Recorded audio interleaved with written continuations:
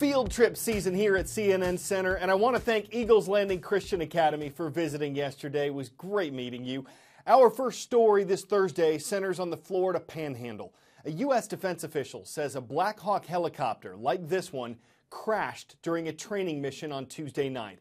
Within hours, searchers found debris around an island near Eglin Air Force Base. The 7 U.S. Marines and 4 Army aircrew aboard the chopper were presumed dead. There was heavy fog in the area where the aircraft crashed, but a military spokeswoman says it's too early to tell if that's what caused the accident.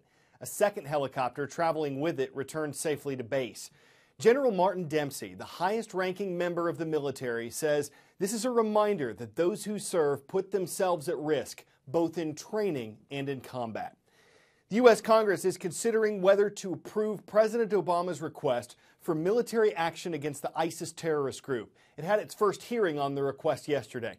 The president's plan puts a 3-year limit on military force against ISIS. The next president would have to get Congress's approval for anything longer than that.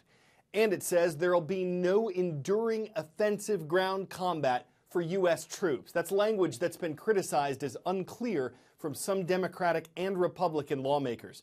At yesterday's Senate Foreign Relations Committee hearing, General Martin Dempsey, Defense Secretary Ashton Carter, and Secretary of State John Kerry all testified about the president's plan to fight ISIS.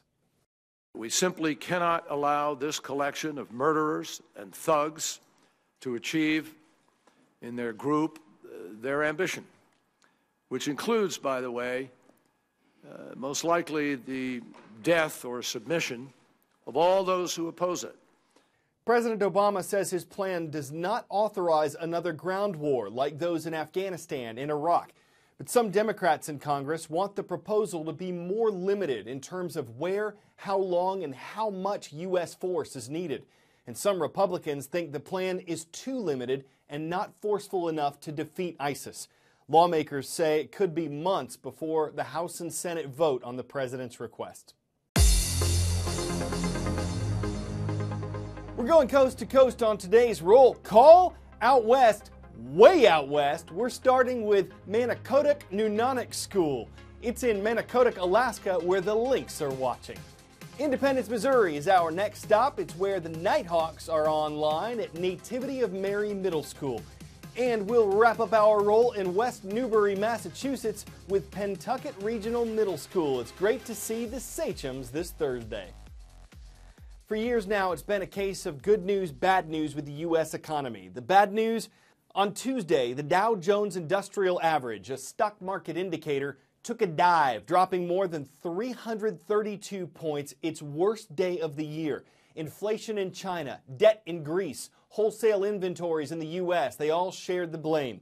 Also, U.S. wages, they're not increasing enough to help American workers feel like they're better off. Now for the good news.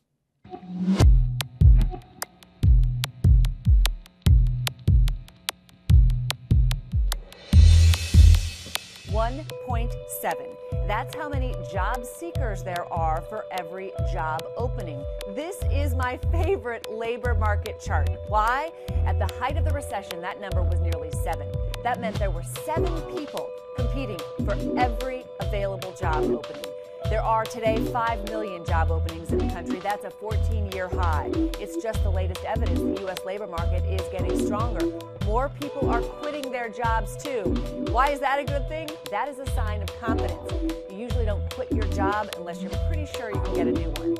Now, this job market isn't perfect, but it's the best in 7 years. Temperatures have heated up in Boston, Massachusetts. Today's high is 36, but it was in the mid-50s yesterday. The city's less than 2 inches of snow away from having had its snowiest winter ever recorded, and it may yet break its record of 107.6 inches that was set in the winter of 1995 to 1996. But the place that may be the all-time record holder for heaviest snowfall in a day is nowhere near Boston.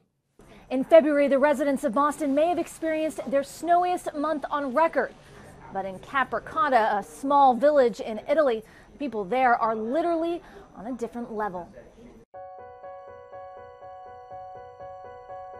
Well, it's not an official record yet, but it looks like the Italian village got 100.8 inches in just 18 hours. If confirmed, it will stand as the all-time record for the most snowfall in a 24-hour period.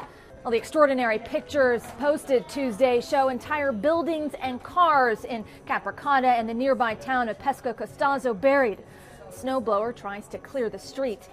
The town is a 3-hour drive east of Rome and sits at an altitude of 4,662 feet.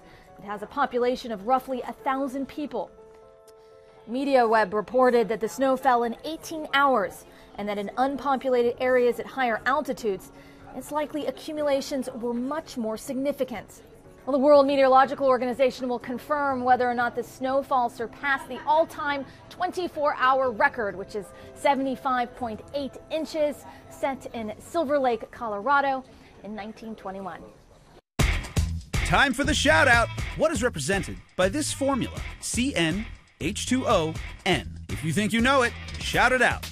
Is it sugar, sucralose, bleach, or baking soda? You've got 3 seconds. Go. This is the general formula for the simple carbohydrate known as sugar. That's your answer, and that's your shout-out.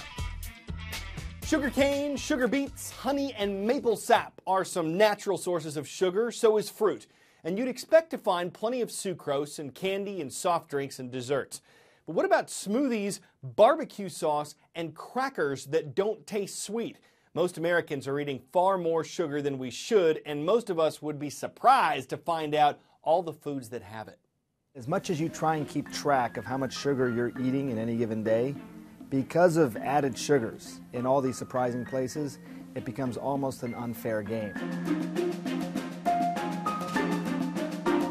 The thing about added sugar is that it's going to crop into a lot of foods where you might not expect it. So take ketchup, for example, something we all eat. Look at how much sugar is in that. 4 grams of sugar for every tablespoon of ketchup. Simply switching it out for mustard can make a huge difference. Or take something like salad dressings. You make this decision all the time. Should I have a sweet salad dressing like a raspberry vinaigrette versus a balsamic? Well, the sweet salad dressing is going to be about 5 to 7 grams of sugar for every 2 tablespoon serving. And finally, pasta sauce. All right, you want a little bit of sauce on your pasta, you can understand that. But if you get up to about a half of cup of pasta sauce, for example, that's going to be about 12 grams of sugar. That's more than your daily allowance. That's as much as a chocolate chip cookie in every single serving. We're eating probably at least twice, if not 3 times as much sugar as we should be or could be eating. The average for a woman should be about 100 calories per day of sugar. For a man, about 150 calories per day. It depends obviously on how much you weigh, but the average person is eating probably 200, 300 calories. A lot of that, again, coming from added sugars as opposed to the sugars that we know about. We know that sugar is associated with the things you might expect. Weight gain, diabetes, increased risk of heart disease and stroke. But I think you might be surprised to learn that it can also affect your immune system. Our human bodies simply didn't evolve to be able to eat that much sugar.